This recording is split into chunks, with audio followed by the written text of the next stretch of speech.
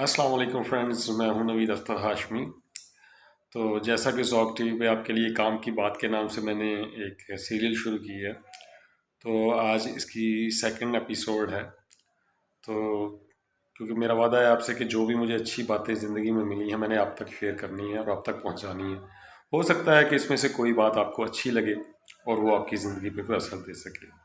ٹھیک ہے، میرا مقصد زندگی میں بہتری لانا ہے، میرا مقصد ہے زندگی میں اچھی باتوں کو شیئر کرنا۔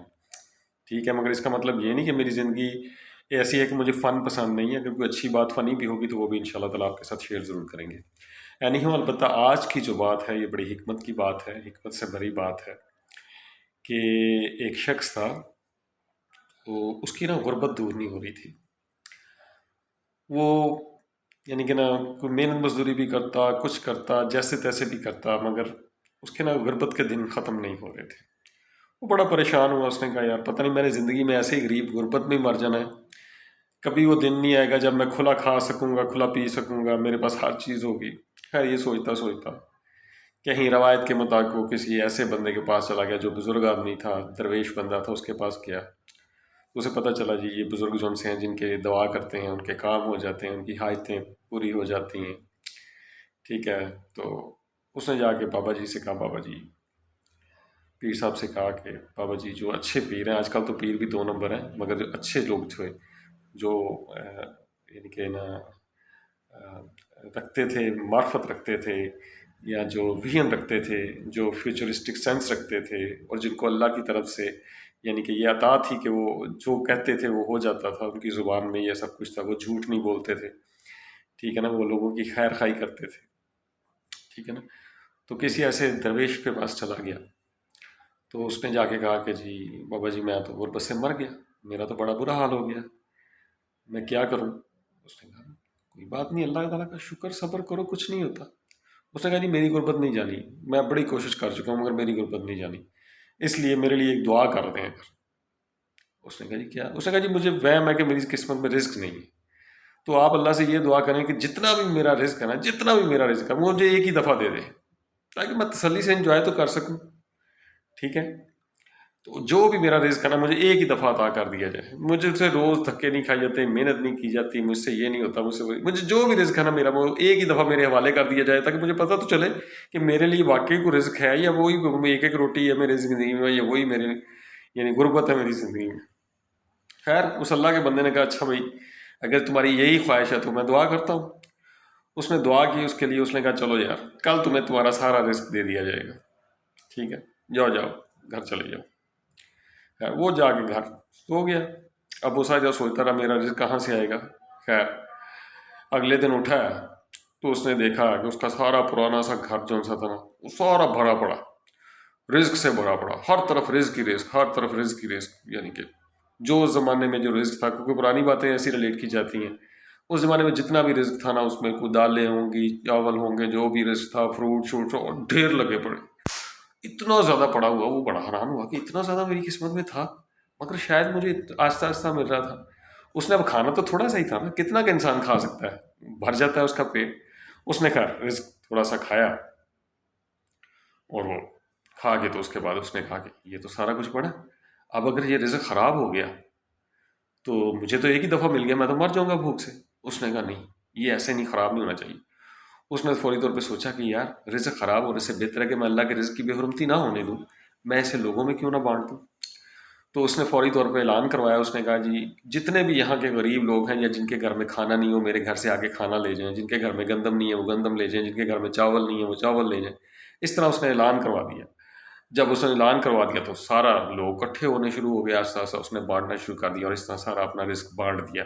رزق بانٹ کے تو وہ خوشی کے ساتھ وہ لیٹ گیا۔ ٹھیک ہے، اب جب وہ سو گیا تو وہ بڑا شکر مند ہوا کہ شکر ہے کوئی رزق ضائع نہیں ہوا۔ جب صبح اٹھا تو دیکھا پھر رزق پڑا ہوا۔ اب اس نے کہا یار میرے پاس اتنا رزق کہاں سے آ گیا، میں تو سارا رات تو میں نے ختم کر دیا تھا، یہ پھر دوبارہ کیسے ہو گیا؟ وہ بڑا پریشان ہوا۔ خیر اس نے تو جو کھانا تھا تھوڑا بہت کھایا، اس کے بعد پھر اس نے بانٹنا شروع کر دیا۔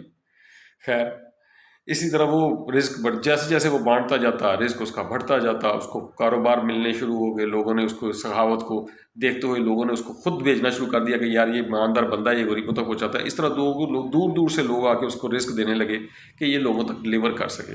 اس طرح ایک این جی او ٹائپ اس دور کی بن گئی، جس سے وہ اب کیا کرتا کہ بڑے بڑے لوگ اس کو جو سے ہیں وہ پیسے دیتے، وہ چیزیں پہنچاتے اور آگے وہ غریبوں تک پہنچاتا۔ اس طرح کام کرتا کرتا اس کا بڑا کام ہو گیا۔ آخر وہ ایک دن اس درویش بندے کے پاس دوبارہ اس کے ساتھ ملاقات ہوگی، تو اس نے کہا کہ میں جی وہی انسان ہوں، میں آپ سے ایک بات کرنے آیا ہوں، میں آپ کا شکر ادا کرنے آیا ہوں کہ آپ نے مجھے رزق دیا تھا، مگر وہ رزق مجھے ایسا ملا ہے کہ اب رزق ختم ہی نہیں ہو رہا، حالانکہ میں نے تو اپنا رزق بانٹ دیا تھا، مجھے ابھی تک حکمت سمجھ نہیں آ رہی کہ میرا رزق جو سا ہے وہ تو میں نے بانٹ کے ختم کر دیا تھا، اب دوبارہ مجھے رزق کس طریقے سے آ رہا ہے، یہ میں خود بھی پریشان ہوں کہ کیوں اتنا رزق آ رہا ہے، تو اس کی مجھے حکمت سمجھ نہیں آ رہی۔ ٹھیک ہے، تو اس اللہ کے بندے نے جواب دیا، اس نے کہا بھائی میری بات سنو، جو شخص اپنے رزق میں سے دوسروں کو دیتا ہے نا، اللہ تعالیٰ اس کو برکت ڈال دیتا ہے۔ شاید تم پہلے جو کماتے تھے کھاتے تھے وہ خود جتنا کھاتے تھے خود ہی کھاتے تھے، تم میں خیرات کرنے کا جذبہ نہیں تھا، تم میں خیرات دینے کی ہمت نہیں تھی۔ جب تو اللہ تعالیٰ نے تمہارے سامنے ایک ہی دفعہ رزق رکھ دیا تو تمہیں پتہ چلا کہ تمہاری خوراک تو 2 روٹی ہے، 2 روٹی کھا کے تم نے کیا کیا، تم نے سوچا کہ یار یہ رزق ضائع نہ ہو جائے، اللہ کے رزق کی بے حرمتی نہ ہو، اور تم نے بانٹنا شروع کر دیا۔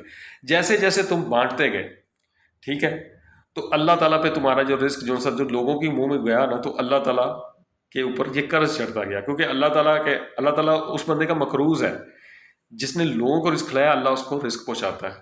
ٹھیک ہے، جو کسی کو رزق کھلاتا ہے، ایسے تو نہیں کہتے ہم کہ مہمان اپنا رزق لے کے آتا ہے، اس میں 100% سچائی ہے۔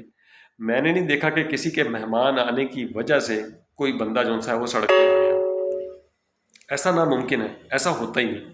ٹھیک ہے نا، تو بات اس میں صرف یہ ہے کہ جو لوگ کنجوس ہوتے ہیں، جو اللہ کی راہ پہ خرچ نہیں کرتے، ان کا رزق محدود رہ جاتا ہے۔ اس لیے آپ ایک پلان کریں کہ جو آپ کماتے ہیں اس میں سے آپ خدا کی راہ میں ضرور خرچ کریں گے۔ جب آپ خدا کی راہ میں خرچ کریں گے نا، تو پھر دیکھیں کہ آپ کا رزق جو سا ہے وہ بڑھنا شروع ہو جائے گا۔ آج کی یہ چھوٹی سی بات ہے، مجھے امید ہے کہ آپ کو پسند آئے گی۔ آج سے آپ سوچ لیں، ایک پلان کر لیں کہ آپ نے اپنے رزق میں سے آپ نے لوگوں کے منہ میں رزق پہنچانا ہے، اور پھر دیکھیں جب کسی ایک بھی اچھے انسان کے منہ سے آپ کے لیے دعا نکلے گی نا، تو پھر آپ کے اوپر رزق کی بھرمار ہو جائے گی، اور آپ کو پتہ بھی نہیں چلے گا کہ زندگی کیسے گزرتی جا رہی ہے۔ ٹھیک ہے، میں امید کرتا ہوں کہ اللہ تعالیٰ میرے ہاتھوں سے بھی کوئی ایسا کام کرے کہ میرے رزق میں بھی اضافہ ہو، ہر اس انسان کے ہاتھ سے ایسا کام ہو کہ جس میں جو بیچارہ غربت میں ہے، یا جو سوچ رہا ہے کہ اس کی غربت کیسے ختم ہو، یا جو ایسا بندہ ہے جس کا گزارا ٹھیک چل رہا ہے مگر وہ پھر بھی چاہتا ہے کہ میں لوگوں کے لیے کچھ کر سکوں۔ ایسے لوگ جو لوگوں کے لیے کچھ کرنا چاہتے ہیں، ان کے لیے یہ بہترین مثال ہے۔ اس فارمولے کو اپنائیے کہ اپنے رزق میں سے لوگوں کی مدد کیجیے، لوگوں کو رزق کھلائیے، لوگوں کے منہ تک پہنچائیے، پھر دیکھیں کہ اللہ تعالیٰ کیسے آپ کا رزق بڑھاتا ہے، اور کیسے آپ کے رزق کو وہ برکت ملے گی جو کبھی نہ ختم ہوگی۔ بہت بہت شکریہ نوید اختر ہاشمی کو ایپیسوڈ 2 کام کی بات سے اجازت دیجیے۔ اللہ حافظ۔